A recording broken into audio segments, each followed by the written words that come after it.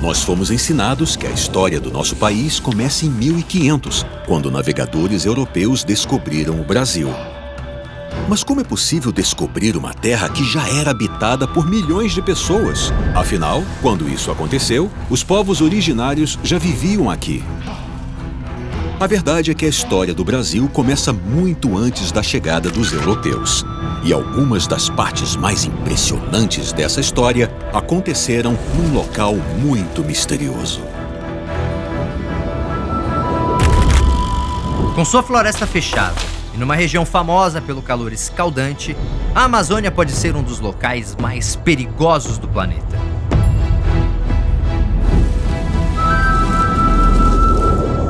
Sua beleza, famosa no mundo todo, esconde grandes predadores, plantas venenosas e até mesmo insetos mortais. É um local tão hostil que torna quase impossível a sobrevivência de pessoas como eu e você. Seria esse então o motivo desta enorme floresta sempre ter sido praticamente desabitada? Ou o verdadeiro problema estaria na sua geografia? Afinal, dizem que é impossível construir cidades na Amazônia e que a região sequer tem terrenos ideais para a agricultura. O fato é que a Amazônia sempre foi vista como um inferno verde, selvagem e impenetrável. Mas será que é realmente impossível viver bem e com abundância dentro dessa floresta?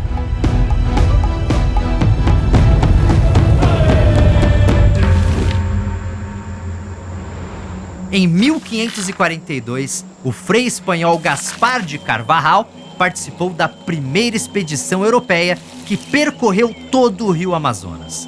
E seu relato mostra uma Amazônia completamente diferente do que imaginamos. Passamos por ilhas que pensávamos que estivessem despovoadas. Mas, depois que nos achamos no meio delas, foram tantas povoações que ficamos abismados. Quando nos viram, vieram em nossa direção pelo rio sobre 200 pirogas, cada uma com 20 a 30 indígenas, algumas com 40.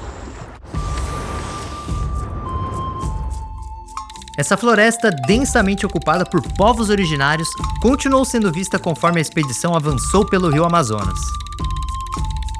Todo este rio, nas ilhas, nas margens e terra adentro, está povoado de indígenas. São tantos que, se deixassem cair uma agulha do ar, ela certamente acertaria a cabeça de um indígena e não o solo.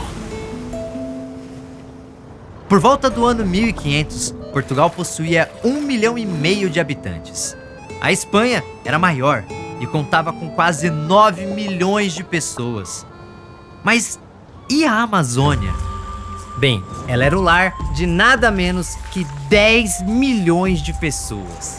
É exatamente isso que estamos aprendendo com descobertas arqueológicas recentes que estão jogando uma nova luz sobre a história da floresta. Estamos entendendo cada vez mais que a Amazônia foi o lar de diversos povos que criaram cidades enormes e muito mais avançadas do que poderíamos imaginar. O mais impressionante é que essas pessoas literalmente criaram a Amazônia que conhecemos hoje. Se um dia você já se perguntou por que não existem pirâmides ou outros monumentos na Amazônia, é porque estamos descobrindo que a própria floresta é uma pirâmide. A Amazônia é o maior monumento já construído no planeta.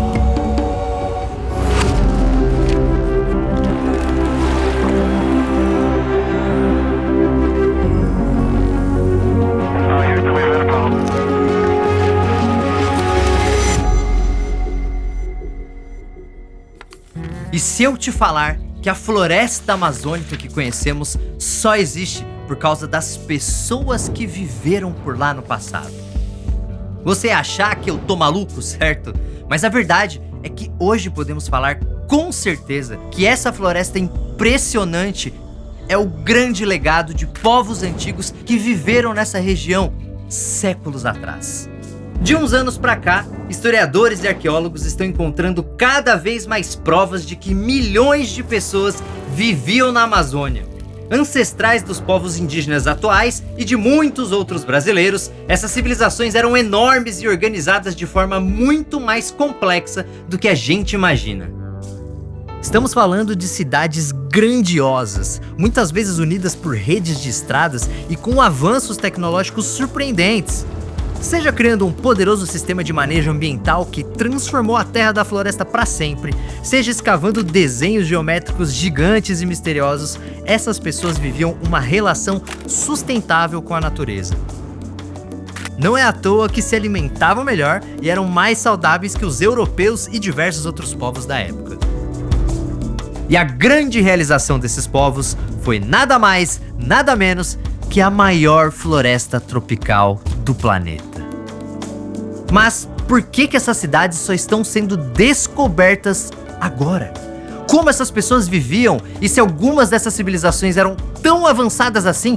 Por que é tão difícil encontrar vestígios desses povos? Então, eu quero convidar você para conhecer o Brasil antes de 1500 junto comigo.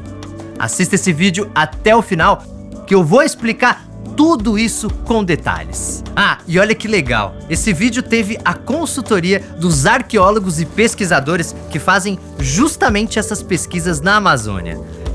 Sim, isso significa que esse vídeo foi produzido junto com alguma das maiores autoridades do Brasil sobre esse assunto. E não é só a consultoria. Você é professor e gosta de exibir os vídeos do Nostalgia para os seus alunos? Dessa vez você também vai contar com material paradidático preparado especialmente para tornar esta experiência ainda mais rica.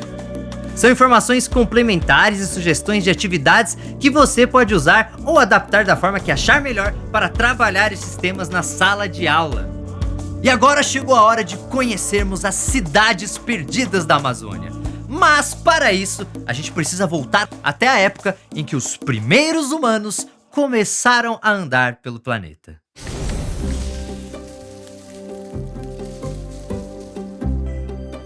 A chegada dos nossos antepassados à América é algo que está diretamente ligado ao povoamento da Amazônia. Existem mais de uma teoria explicando como os humanos colocaram os pés na América pela primeira vez. A mais aceita pelos cientistas é que isso aconteceu graças a uma ponte de terra que não existe mais. Os Homo sapiens, ou seja, os humanos modernos, surgem na África cerca de 300 mil anos atrás. Há 200 mil anos, algumas dessas pessoas deixam o continente africano e começam a se dispersar pelo planeta. Assim, por volta de 30 mil anos atrás, alguns humanos chegam ao extremo leste da Ásia. No planeta que conhecemos hoje, isso marcaria o final da jornada. Afinal, essas pessoas teriam encontrado um oceano impossível de atravessar. Porém, nessa época, o planeta vive um período de baixas temperaturas e a formação de grandes geleiras no hemisfério norte deixa o nível dos oceanos mais baixo. Com isso, a Beríngia, uma porção de terra que funciona como uma ponte unindo a Sibéria e o Alasca, está acima da água. Durante um bom tempo, muitos humanos ocupam espaços dessa ponte. São os primeiros americanos. Porém, por volta de 15 mil anos atrás, a temperatura do planeta começa a subir. As geleiras derretem e a Beríngia começa a ser coberta pelas águas. Muitos humanos que ocupam a ponte marcham para o leste, se espalhando pelo continente americano. O resultado é que, 2000 anos depois disso, já existem regiões habitadas na América inteira, do Alasca até o sul do Chile. Com o passar do tempo, esses povoados deram origens a diferentes civilizações, cada uma com suas culturas, idiomas e características. E aposto que você já ouviu falar de pelo menos 3 delas. A primeira são os maias, que a partir do ano 1000 a.C. começaram a ocupar algumas regiões da América Central. Bastante avançados em astronomia e matemática, os maias construíram cidades com edifícios imponentes e pirâmides que permanecem de pé até hoje. Já por volta do ano 1300 foi a vez da civilização asteca. Vivendo no território onde hoje está o México, os astecas também ergueram cidades impressionantes, lembradas especialmente pelos seus templos grandiosos. Por fim, temos os incas, que iniciaram a expansão de seu império pouco depois do ano 1400. O povo inca ocupava a região da Cordilheira dos Andes, vivendo em montanhas onde hoje ficam países como Peru, Bolívia, Chile, Equador e Argentina. Agora, por que essas três civilizações são sempre as mais lembradas quando falamos dos povos antigos americanos? Bem, essa lista não está errada. Incas, maias e astecas realmente eram bastante avançados. O ponto é que essa lista está incompleta. Estudos recentes estão mostrando que em outras partes da América existiam civilizações com organizações sociais complexas e avanços tão impressionantes quanto os dos povos antigos mais conhecidos. Estamos descobrindo, por exemplo, que a Amazônia também foi palco de um enorme desenvolvimento humano. Estamos falando de populações capazes de criar estradas extensas em meio à floresta, construir barragens e canais para impedir secas e enchentes, produzir solos super férteis, criar fazendas de peixe e tartarugas, além de conseguir modificar áreas enormes da floresta. Mas então por que nós enxergamos essas civilizações da Amazônia como menos desenvolvidas que outros povos antigos? Por que elas não são famosas como os Inca ou os Astecas? Essas perguntas são muito importantes e nós vamos passar por todas essas respostas. Mas antes disso, precisamos fazer uma pergunta ainda mais básica. De onde surgiu essa história de que a Amazônia sempre foi desabitada?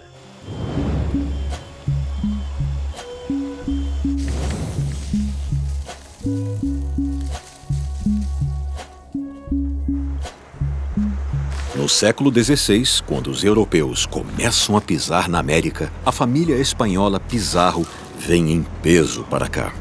Mas o objetivo não é conhecer nossas praias ou trazer presentes para os povos daqui. Os 4 irmãos Pizarro se aventuram pelo Novo Mundo para encontrar riquezas e expandir o domínio espanhol na América. Então, participam de conflitos enormes com os indígenas. É um dos irmãos, Francisco Pizarro, que lidera a conquista espanhola sobre o Império Inca. Mas o que importa para nós é seu irmão Gonzalo. Em 1542, ele organiza uma expedição que parte de Quito, no Equador, em busca do país da canela. Isso seria uma região dentro da Amazônia, riquíssima em temperos e especiarias.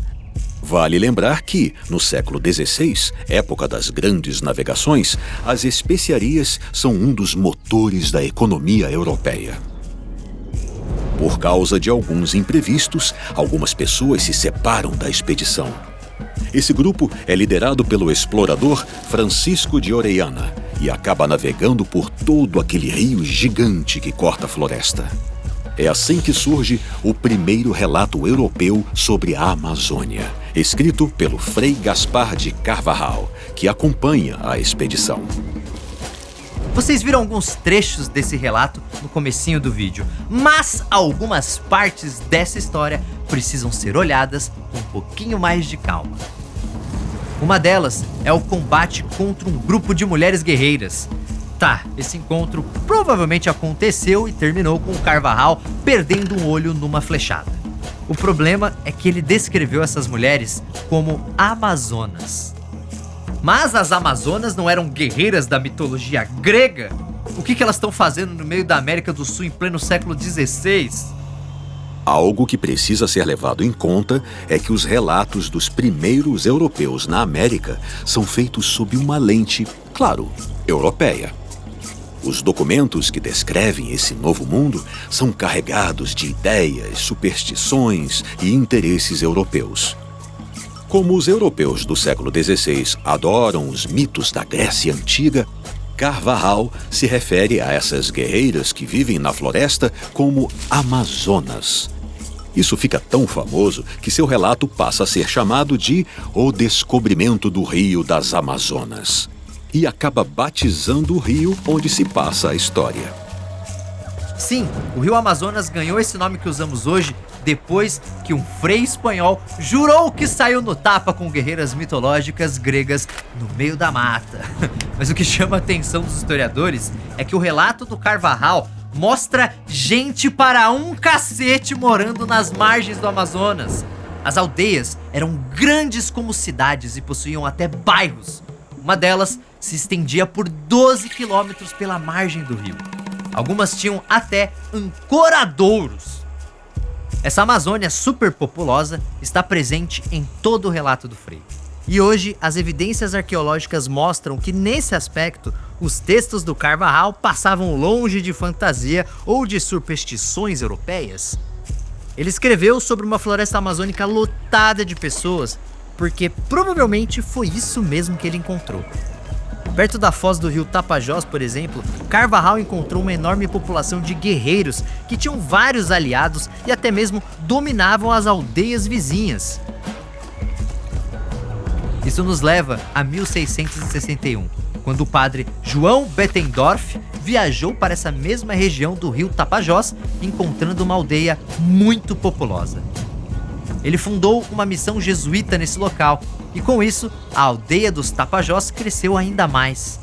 Hoje, essa aldeia é Santarém, uma das maiores cidades do Pará. Aliás, isso deveria colocar Santarém como a cidade mais antiga do Brasil? Oficialmente, a primeira cidade do Brasil é São Vicente, fundada em 1532 em São Paulo. Mas e se ao invés de olharmos para o ano de fundação, pensarmos em ocupação humana contínua, ou seja, em locais que já eram habitados? Santarém nasceu em 1661, mas numa aldeia enorme que já existia muito antes dos europeus pensarem em vir para a América. Mas vamos falar da Amazônia como um todo. Se ela tinha tanta gente, de onde que veio aquela visão de uma floresta hostil aos humanos e que só era habitada por plantas e animais? Em 1711, o governo de Portugal proíbe a entrada de estrangeiros no Brasil sem autorização. Com isso, as expedições na Amazônia praticamente acabam, com exceção de relatos de missões religiosas e documentos da administração da colônia. Isso só muda em 1808, quando a família real portuguesa vem morar no Rio de Janeiro e abre os portos do Brasil para as nações amigas, permitindo a entrada de estrangeiros. Assim, as expedições na Amazônia voltam a acontecer. Mas, ao invés de procurar riquezas, essas novas expedições contam com cientistas que exploram a região para catalogar plantas e animais. E esses cientistas encontram uma Amazônia muito diferente daquela vista no começo da colonização. É uma mata fechada e praticamente intocada por humanos, com exceção de pequenos povoados isolados na floresta. Então temos duas Amazônias, uma no começo da colonização europeia, que era lotada de indígenas, e outra a partir do século XIX, que era praticamente vazia. O que poderia ter acontecido nesse intervalo para mudar a geografia humana da Amazônia desse jeito? A resposta é o famoso tiro, porrada e bomba. Os conflitos entre povos originários e portugueses muitas vezes terminavam com aldeias inteiras sendo dizimadas. Outras vezes, o resultado eram multidões de indígenas abandonando suas casas para se esconder no interior da floresta, em locais mais afastados dos grandes rios. Outro fator muito importante estava nos micro-organismos trazidos pelos europeus. Assim como aconteceu com outros povos da América, os originários não tinham anticorpos para enfrentar doenças comuns na Europa e foram devastados por epidemias de gripe, sarampo e varíola. A redução brutal da população indígena é tão grande que é apontada como uma das causas da chamada Pequena Era do Gelo, que reduz as temperaturas em alguns locais do planeta nessa época.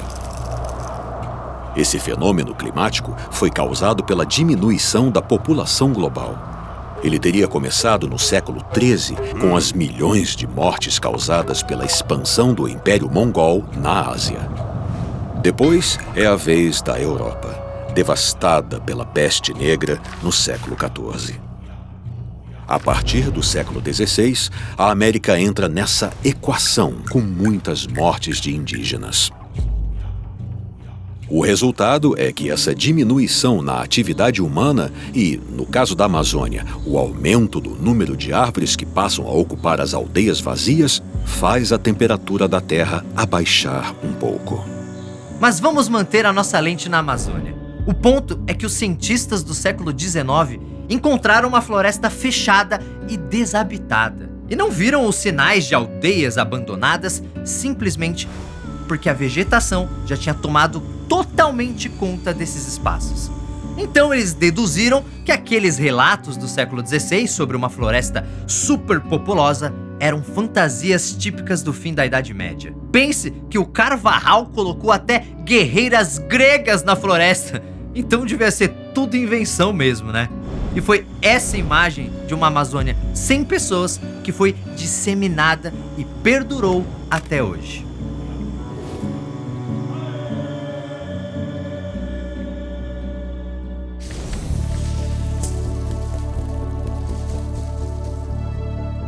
Vamos ser sinceros, dá pra entender porque os naturalistas do século XVIII e XIX achavam que os relatos da Amazônia cheia de gente eram fantasiosos. Porque olha, o que existe de lendas sobre a Amazônia é quase um capítulo à parte na história da floresta.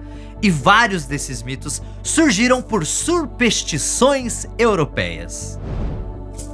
Para você ter uma ideia, no começo do século XVI, os europeus acreditavam que o ouro crescia sob a influência do sol. Então, eles ficavam crescendo o olho para as regiões mais quentes do planeta. Afinal, se lá faz calor, é porque bate sol. E se bate sol, deve ter ouro! Isso inclui, claro, a América do Sul, com diversas lendas sobre cidades cobertas de riquezas.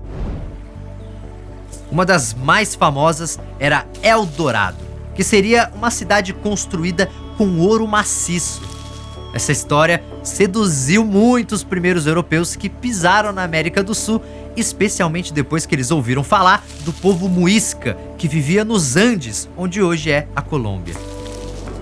A lenda diz que um muisca que se tornasse líder do seu povo tinha o seu corpo coberto por ouro em pó. Depois, ele fazia uma oferenda jogando esse ouro e esmeraldas numa lagoa sagrada. Imagina contar essa história pra um cara que acha que ouro cresce por causa do sol. O sujeito ia ficar maluco? Então, quando descobriram algumas minas de prata no Peru em 1545, vários exploradores começaram a se aventurar na floresta, certos de que encontrar o tal Eldorado era só questão de tempo. Quem achava isso era o espanhol Lope de Aguirre, uma figura bem controversa dessa época. Em 1561, Aguirre faz parte de uma expedição comandada por Pedro de Ursúa, que procura o El Dorado na região do Peru. Entretanto, a empreitada não sai como planejado. Após disputas internas, Aguirre assassina Ursúa e assume o controle da expedição, indo em busca do El Dorado por conta própria. Mas, no meio do caminho, ele se revolta contra a coroa espanhola, se declarando príncipe do Peru e do Chile. Isso causa conflitos com as forças coloniais que só terminam com a morte de Aguirre. Uma coisa interessante é que Aguirre se auto-intitulava a ira de Deus e o príncipe da liberdade. Mas os outros espanhóis preferiam chamá-lo de El Loco, por motivos que parecem óbvios.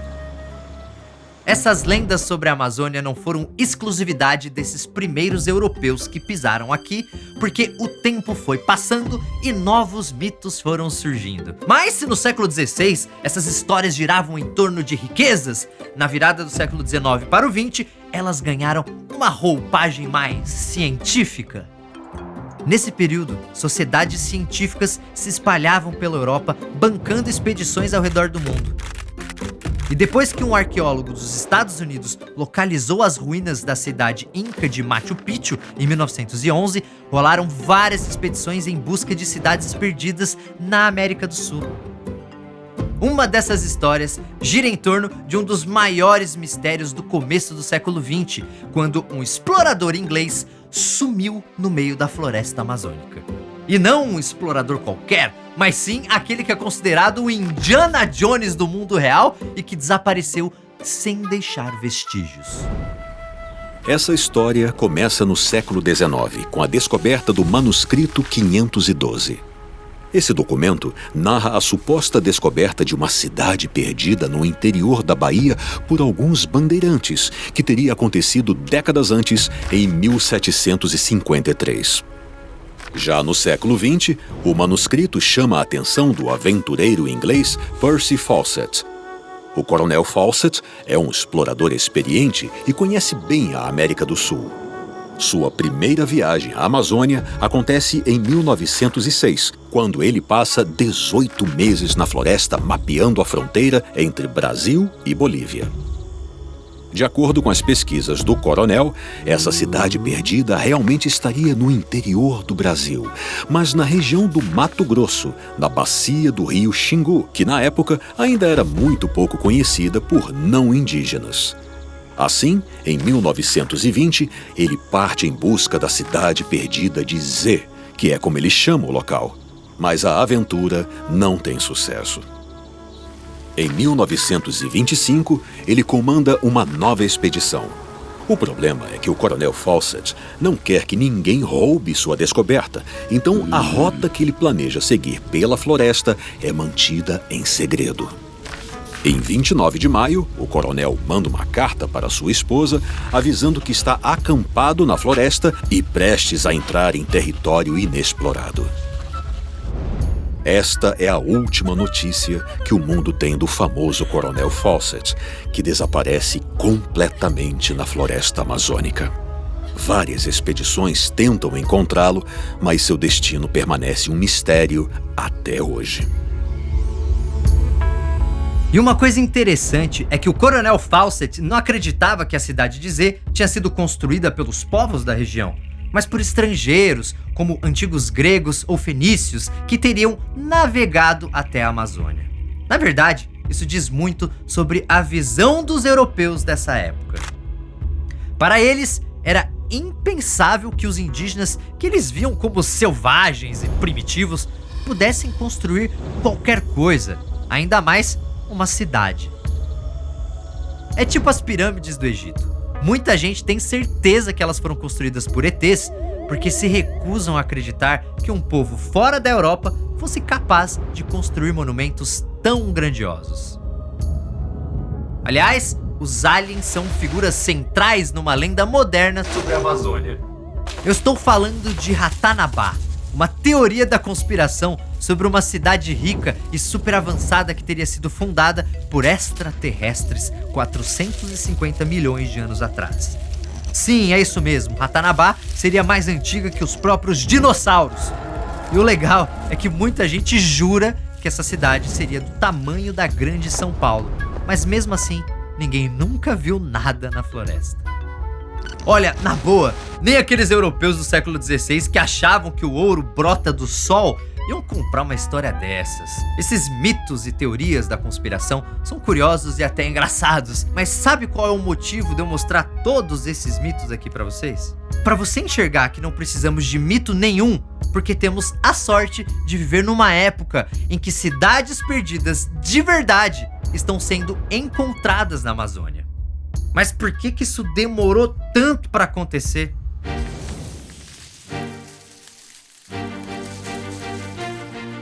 Vamos fazer uma conta rápida. A Amazônia tem quase 7 milhões de quilômetros quadrados. Ela é tão grande que, se fosse uma nação, seria o 7º maior país do planeta. E boa parte desse território é coberto por florestas. Se você fosse um arqueólogo ou arqueóloga em busca de vestígios de povos antigos nessa região gigante, onde você iria escavar?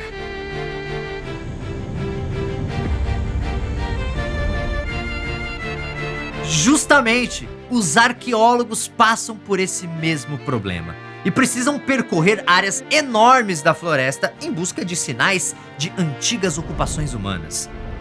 É um processo muito lento e caro.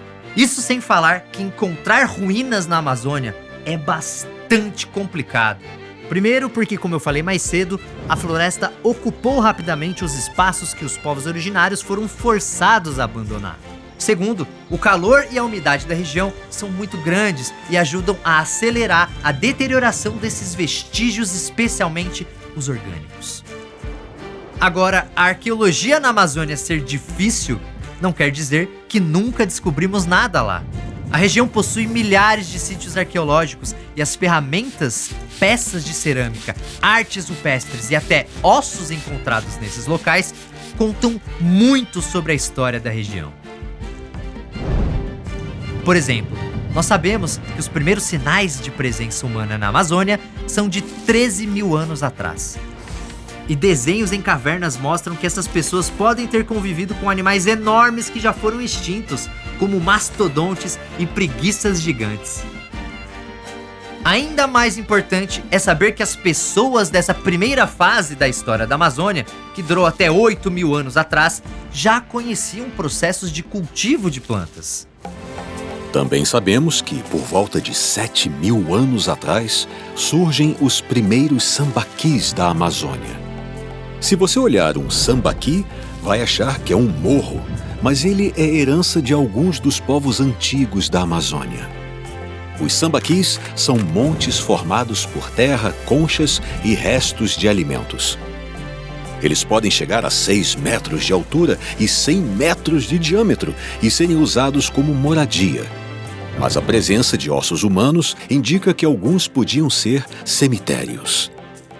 Essas construções não são exclusividade da Amazônia.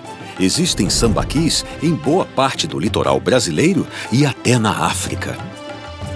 Foi também cerca de 7 mil anos atrás que começou a produção de cerâmica na Amazônia. E isso já começa a derrubar a ideia de que apenas incas, maias e astecas criaram inovações na América. Quando pensamos em civilizações do passado, precisamos ter em mente que a cerâmica é um avanço muito importante. Como peças de cerâmica podem ser levadas diretamente para o fogo, essa tecnologia facilita o preparo de alimentos. Além disso, cerâmicas também podem ser usadas no transporte e armazenamento de produtos, especialmente líquidos. Isso sem falar que muitos povos do passado produzem cerâmicas com caráter simbólico, ou seja, peças religiosas e artísticas. E, na América, essa é uma inovação que começa com os originários que constroem o sambaqui de Taperinha, na região de Santarém. Até onde os vestígios arqueológicos nos mostram, essas pessoas são as primeiras a fabricar cerâmica em todo o continente americano.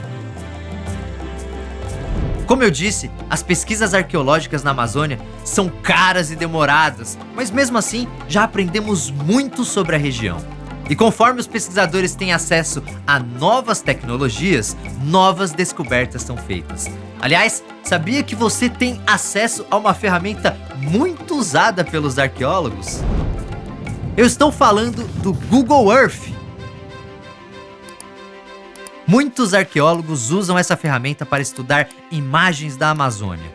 E quando encontram algo que possa indicar vestígios humanos, vão até o local conferir pessoalmente. O Google Earth foi essencial em uma das descobertas mais impressionantes na Amazônia: os geoglifos. Esse é o nome daquelas famosas linhas escavadas no solo em forma de figuras geométricas e que, no caso da Amazônia, foram localizadas em Rondônia, no sul do estado do Amazonas e principalmente no Acre. Alguns geoglifos da Amazônia começaram a ser feitos possivelmente cerca de 3 mil anos atrás e podem ultrapassar os 10 metros de largura. Mas, ao contrário do que algumas pessoas dizem por aí, esses círculos e quadrados não são sinais para extraterrestres. A função dos geoglifos da Amazônia ainda não é 100% conhecida, mas os arqueólogos acreditam que eles podiam ser usados para demarcar áreas de cultivo ou locais cerimoniais. Cerca de 1000 sítios com geoglifos já foram descobertos. Mas isso aconteceu de uma maneira amarga, porque muitos desses locais foram encontrados por causa do desmatamento. Com cada vez menos árvores, fica mais fácil enxergar essas formas geométricas pelo Google Earth. O problema é que o desmatamento também ajuda a destruir os geoglifos. Agora, a tecnologia que revolucionou mesmo as pesquisas na Amazônia é o LiDAR. LiDAR significa Light Detection and Ranging, que em português seria algo como detecção e variação de luz. Isso funciona mais ou menos assim. Um sensor remoto é colocado num avião ou drone. Conforme essa aeronave sobrevoa a floresta, o sensor vai emitindo feixes de laser que rastreiam o solo, identificando tudo e qualquer desnível no chão, para cima ou para baixo. Assim, ele cria um modelo em 3 dimensões 100% preciso do terreno. Então, o LiDAR pega tudo, desde pequenos montes de terra até valas escavadas na floresta. E o mais legal é que o sensor consegue mapear o solo de áreas completamente cobertas por árvores. Assim, os pesquisadores podem identificar sítios arqueológicos que talvez nunca fossem encontrados de outra forma. Uma descoberta importante que aconteceu com o LiDAR foi na parte da Amazônia que fica na Bolívia. Esse lugar foi o lar da cultura Casarabe entre os anos 500 e 1400. Ou seja, esses caras desapareceram pouco antes dos europeus chegarem na América. O LiDAR revelou 2 sítios arqueológicos gigantes nesse local, chamados de Cotoca e Landivar. Os arqueólogos acreditam que esses 2 sítios, que contam com plataformas de terra enormes, seriam os principais centros urbanos dessa rede de assentamentos da cultura Casarabe.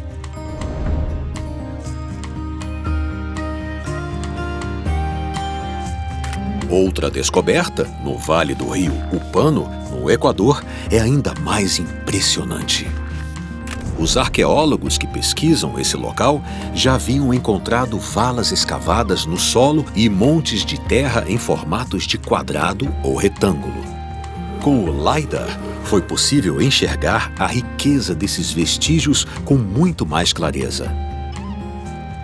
São vários centros urbanos ligados por estradas com até 10 quilômetros de extensão. E cada cidade tem moradias, campos irrigados, terraços e praças. Aliás, algumas dessas praças, provavelmente usadas em rituais, formam complexos com áreas comparáveis às das pirâmides egípcias. Mas a gente pode chamar isso de cidades? Onde estão os blocos de pedras e as ruínas de edifícios? Sim, podemos chamar de cidades. Claro que quando pensamos em cidades perdidas, imaginamos muros de pedra, ruínas de templos e o Indiana Jones ou a Lara Croft correndo lá no meio, não é verdade? Mas no caso da Amazônia, as coisas não são bem assim, especialmente porque blocos de pedra são encontrados em poucos locais da região. As cidades foram construídas com terra, que é a matéria-prima disponível na floresta. Isso não é exclusividade da Amazônia. Na América do Norte existe a cidade de Cahokia, construída por povos da região do rio Mississippi. Isso parece morros de terra, certo? Mas são as ruínas de uma cidade que cerca de 1000 anos atrás era mais populosa que a Paris da época. Já as ruínas de Uruk, no Iraque, mostram que as casas de uma das primeiras grandes cidades do planeta eram feitas com tijolos de barro. Afinal, essa era a matéria-prima do local. Então, as cidades da Amazônia não serem feitas de pedra não tem nada a ver com esses povos serem mais ou menos desenvolvidos que outras civilizações. Isso são cidades que foram erguidas por indígenas que viviam em sociedades complexas, e algumas delas têm avanços que deixariam os astecas ou os egípcios de queixo caído. Basta pensar na ilha de Marajó.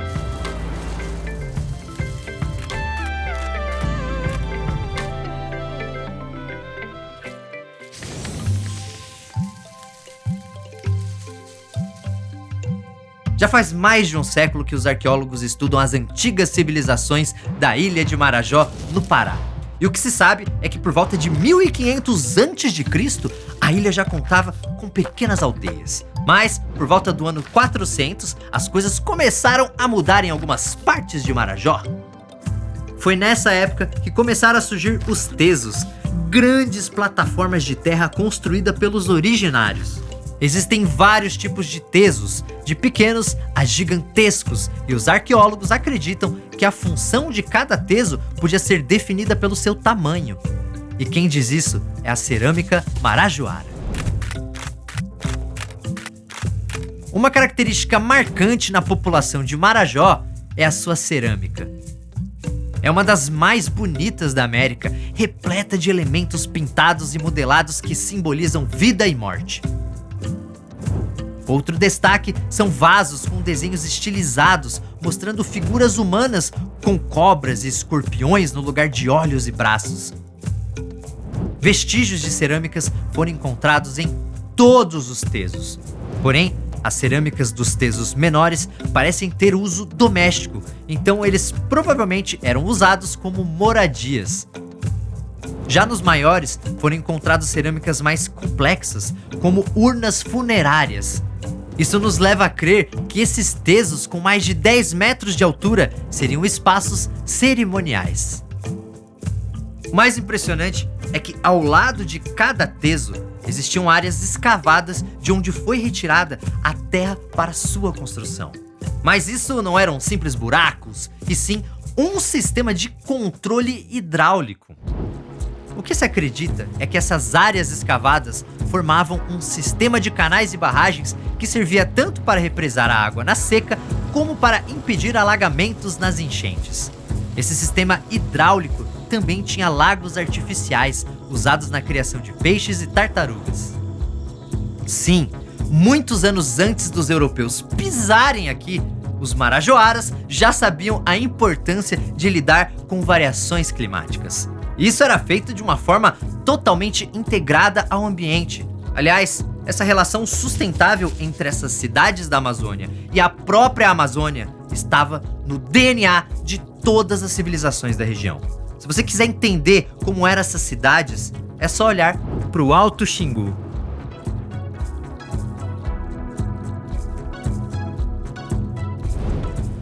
Vestígios arqueológicos indicam que a ocupação do Xingu começa por volta do ano 800, em aldeias com formato circular. A base desses assentamentos são casas grandes e usadas de forma comunitária. Elas ficam em torno de uma praça central, onde são realizados rituais e o enterro dos mortos. Na praça também existe outro edifício, chamado Casa dos Homens. Um local de encontro usado para reuniões e decisões comunitárias.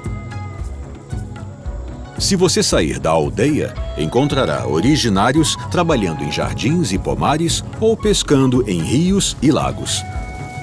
Também verá pessoas trabalhando na construção de estradas e de novas casas ou cuidando do lixo orgânico produzido na aldeia. Eu ainda vou falar mais sobre esses pomares e o lixo orgânico. No momento, é importante entender que essas aldeias foram se multiplicando, até que por volta do ano 1400, a paisagem do Xingu era completamente tomada por assentamentos como esse. Algumas aldeias são fortificadas, podendo ser cercadas por paliçadas de madeira ou valas escavadas na terra. E todas, mesmo as menores, são maiores e mais populosas que as aldeias que existem hoje no Xingu. Muitas são ligadas por estradas e caminhos que formam uma espécie de sistema viário na floresta. O resultado de todo esse planejamento são comunidades imensas, com diversas aldeias menores ao redor de um assentamento maior, chamado de cidade-praça, que funciona como centro político. Uma característica da vida nessas comunidades está no sistema de trocas. Cada povo do Alto do Xingu é especializado em algum produto, então trocas envolvendo cerâmicas, arcos e flechas ou enfeites para o corpo eram frequentes. E continuam acontecendo entre os povos que vivem hoje na região. Um exemplo famoso de comunidade é Curri-Cugu. Criada por povos antigos do Xingu, possivelmente antepassados do povo indígena Cuicuro, Curri-Cugu é a maior rede de assentamentos já encontrada na região, com cerca de 20 aldeias e uma área de aproximadamente 250 quilômetros quadrados. Em seu auge, Curri-Cugu abriga 50 mil originários, que vivem em meio a construções complexas como trincheiras, pontes e fortificações.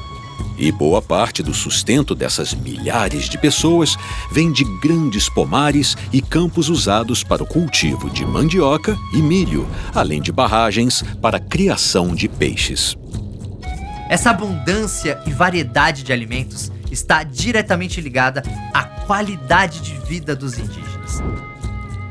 Aliás, podemos fazer uma comparação com as cidades europeias que, com seus muros e castelos imponentes, eram vistas como as mais avançadas dessa época. Mas não podemos esquecer que estamos falando de Idade Média europeia. Então a falta de recursos e de higiene fazia com que os europeus convivessem com fome e doenças o tempo inteiro. Mas na Amazônia, as coisas eram diferentes. Os esqueletos encontrados pelos arqueólogos mostram que os originários eram extremamente saudáveis e se alimentavam muito bem. Análises dos ossos encontrados em sítios arqueológicos na Amazônia indicam que a alimentação dos originários era rica e bastante equilibrada. Além disso, o estado de conservação das arcadas dentárias mostra que até mesmo a saúde bucal deles era superior à dos europeus dessa época.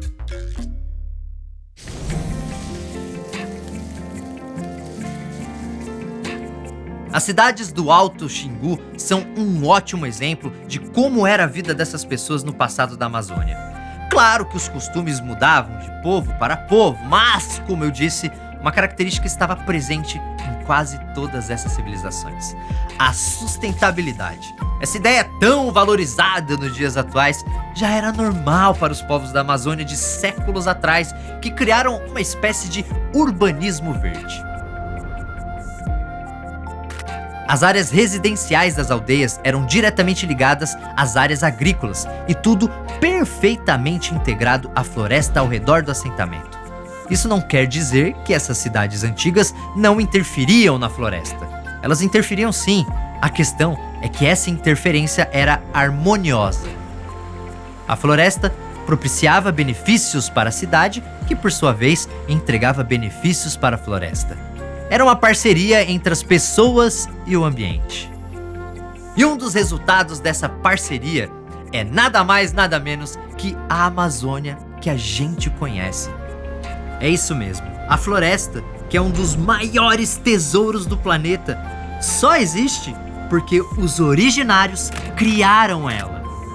Pera aí, Castanhari, a Amazônia já existia, cara. Você não vai me falar que aquilo ali era um deserto e os indígenas saíram plantando árvore, montando coisa lá, moita pra todo lado. Sim, essas civilizações não construíram a floresta de forma literal, mas nós já sabemos com certeza que a interferência dessas pessoas no ambiente moldou totalmente a floresta amazônica. E temos muitas evidências disso. O primeiro exemplo está no solo da Amazônia. Se você cavar na floresta amazônica, vai perceber que sua terra é amarela, meio alaranjada. Mas existem áreas onde o solo é mais escuro. Isso é chamado de terra preta, que ocupa pelo menos 3% da bacia amazônica e é vista como uma espécie de tesouro pelos agricultores, pois é extremamente fértil. Durante muito tempo, os cientistas achavam que essas terras tinham sido criadas por cinzas de vulcões dos Andes ou estavam ligadas a antigos lagos na Amazônia. Hoje se sabe que a Terra Preta foi criada pelos originários. Lembram das aldeias circulares, como aquelas dos povos do Xingu? Quando os arqueólogos começaram a estudar esses assentamentos, perceberam que o solo ao redor dessas aldeias tinha terra preta. Isso não era coincidência. A terra preta se forma graças ao acúmulo de dejetos e matéria orgânica produzidos pelos originários. Sim, O lixo criado nas aldeias era transformado em adubo num processo semelhante ao da compostagem, que vem se tornando cada vez mais popular hoje em dia por ser 100% ecológico. O fato de muitos sítios arqueológicos estarem sob terra preta é porque essa terra é resultado direto de ação dos indígenas que moravam nesses locais. E isso é algo que acontece há bastante tempo. A região do Rio Madeira tem áreas de terra preta com 7.000 anos de idade. E a criação desse solo pelos povos do passado deu origem a um ciclo. Os originários moravam nesses locais para aproveitar os benefícios da terra preta e, em troca, ajudavam a criar mais terra preta na floresta. É uma relação em que os dois lados ganhavam. E é uma relação que continua viva. As aldeias atuais continuam criando áreas com esse solo escuro e muito mais fértil em todas as partes da floresta. Essa é apenas uma amostra de como a ação dos povos indígenas ajudou a moldar a floresta amazônica. Outra evidência disso está nas próprias árvores, ou melhor, na domesticação de árvores. A domesticação de árvores ou outros tipos de plantas acontece quando seres humanos começam a manejar uma espécie vegetal, interferindo cada vez mais com suas características. Isso pode ser feito, por exemplo, para que o vegetal se adapte a um ambiente novo ou dê mais frutos. É um processo demorado e que pode alterar aspectos externos ou até mesmo genéticos da planta, inclusive a ponto de criar uma nova espécie. A Amazônia é um dos maiores centros de domesticação de plantas e árvores do planeta. São cerca de 80 espécies que passaram por algum tipo de domesticação. Várias delas são muito conhecidas, como amendoim, abacaxi, mandioca, batata doce, cacau, guaraná, e algumas espécies nunca foram domesticadas, mas, mesmo assim, sempre foram manejadas pelos povos da região, como a castanha e o açaí. Sim, se você é daqueles que adora mandar ver num açaí depois do treino, você pode agradecer aos indígenas. Mas a verdade é que não é exagero dizer que esse processo, feito por esses povos, alterou e muito a floresta amazônica. Isso fica claro quando analisamos a existência de uma hiperdominância de algumas árvores na Amazônia. A Amazônia tem cerca de 16.000 espécies diferentes de árvores. E um estudo feito por pesquisadores de 120 organizações internacionais mostrou que dessas 16.000 espécies, 227 são hiperdominantes. E o que é ser hiperdominante? É fácil de entender. É só olhar o número total de árvores da floresta e ver quais dominam a Amazônia. A floresta tem quase 400 bilhões de árvores. E metade delas, ou seja, cerca de 200 bilhões de árvores, são dessas 227 espécies. Mas a floresta não foi sempre assim? Bem, vamos então olhar no detalhe essas 227 espécies de árvores que dominam a Amazônia. Algumas delas são de espécies que foram domesticadas pelos originários. E o número dessas árvores domesticadas é cerca de 5 vezes maior que o das outras espécies hiperdominantes que não foram domesticadas. Mas essa charada se resolve de vez quando a gente percebe que essa hiperdominância de árvores domesticadas é muito maior perto dos locais onde as pessoas moravam. Então podemos falar com certeza que a hiperdominância de árvores domesticadas é resultado direto da ação indígena. Os povos originários espalharam essas árvores pela Amazônia. E o mais importante é que isso não foi feito de forma agressiva, porque as árvores são nativas e se integram de forma natural ao ambiente. Lembra dos europeus do século XIX que achavam que a Amazônia era uma mata virgem? Essas pessoas não perceberam que, na verdade, partes da floresta são enormes pomares. Ou seja, são locais repletos de árvores frutíferas que não cresceram ali por acaso. Mas esses pomares não possuem apenas árvores frutíferas, pois a relação dos originários com a vegetação da Amazônia vai muito além de saber quais frutas ou raízes podem ser comidas ou quais plantas são usadas no tratamento de doenças. Estamos falando de um conhecimento digno dos maiores alquimistas do planeta, com espécies sendo usadas de uma forma que beira a mágica. Um exemplo está no uso do capitiu. Até hoje, indígenas e populações tradicionais manejam essa árvore, pois suas folhas, quando caem no chão e começam a apodrecer, exalam um cheiro que espanta as moscas que botam ovos em frutas como a goiaba. Outro exemplo está no veneno extraído de cipós como o timbó. Quando colocada na água, essa substância deixa os peixes atordoados e mais fáceis de serem capturados. Por isso, diversos povos originários usam esse veneno para ajudar na pesca. Mas, claro, sempre de forma controlada. Então, todos esses jardins e pomares, repletos de plantas com finalidades diferentes, incluindo árvores usadas na construção de casas ou na produção de ferramentas, não surgiram do nada na floresta. Eles foram criados ou manejados pelos originários. Mesmo derrubando árvores para a construção de casas e assentamentos, os povos antigos da Amazônia não desmatavam toda a floresta para criar suas cidades. Era justamente o contrário. Eles faziam o número de árvores ao redor das cidades aumentar, e isso ia se espalhando e mudando a cara da floresta. A Amazônia é uma floresta de manejo moldada pelos originários que viviam nessa região. Ela é uma agrofloresta. Isso nos leva ao começo do vídeo, quando eu falei sobre as pirâmides da Amazônia. As pirâmides não são as realizações mais grandiosas de algumas civilizações antigas? Por essa lógica, a Amazônia também é um monumento. Afinal, ela é a maior realização dos povos que viviam nessa região. E ela é um monumento único, diferente de todos os outros que foram erguidos no mundo. A Amazônia não foi projetada nem construída com pedras e tijolos. Porém, esse bioma não pode ser visto como algo que surgiu sozinho. A Amazônia que conhecemos hoje só existe por causa dos povos originários. Eles foram os construtores e engenheiros desse monumento e, junto com a natureza, transformaram a floresta e até hoje ajudam a preservá-la.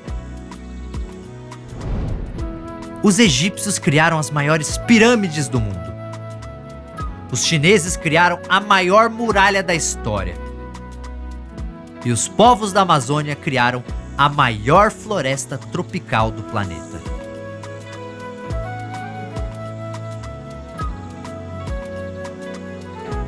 E como todo monumento, a Amazônia é um legado. Ela faz parte da sua história. Ela faz parte da história de todos os brasileiros. E aí preciso fazer uma pergunta.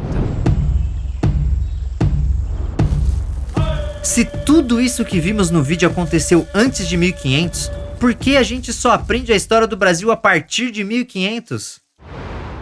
O problema é que fomos ensinados a enxergar a história sob uma ótica europeia. E para os europeus, tudo que acontece no Brasil antes da colonização portuguesa são curiosidades quase que sem importância. Por isso aprendemos que a história do nosso país começa mesmo em 1500, com a chegada dos europeus. Mas essa visão não cabe mais aqui. A ciência já mostrou que ela está ultrapassada. Estamos descobrindo que o Brasil que existia antes do Brasil era muito mais grandioso do que ensinam na escola. Claro, ainda temos muito que aprender sobre os originários, mas já sabemos que a jornada desses povos é tão admirável quanto a das outras civilizações famosas da antiguidade. Basta pensar na engenhosidade dos povos da Amazônia, que construíram cidades complexas e totalmente sustentáveis séculos antes deste conceito ser criado. Ou no conhecimento científico dos originários, que foi essencial para a criação da maior agrofloresta do planeta. Esse passado grandioso se estende por todas as regiões do país e permanece vivo, de técnicas de agricultura ao nosso vocabulário, passando por pratos típicos e remédios. O conhecimento dos povos originários atravessou os séculos e continua presente no dia a dia de praticamente todos os brasileiros. A história de um país é, antes de tudo, a história das pessoas que construíram esse país. Então a história do Brasil não começa em 1500 com os portugueses desembarcando aqui. Ela surge bem antes disso, com os milhões de originários que viviam aqui. Verdadeiros fundadores do Brasil foram esses povos que começaram a moldar a terra onde moramos hoje. E com seus costumes e saberes, ajudar a criar aquele que é um dos nossos maiores tesouros, a cultura do povo brasileiro.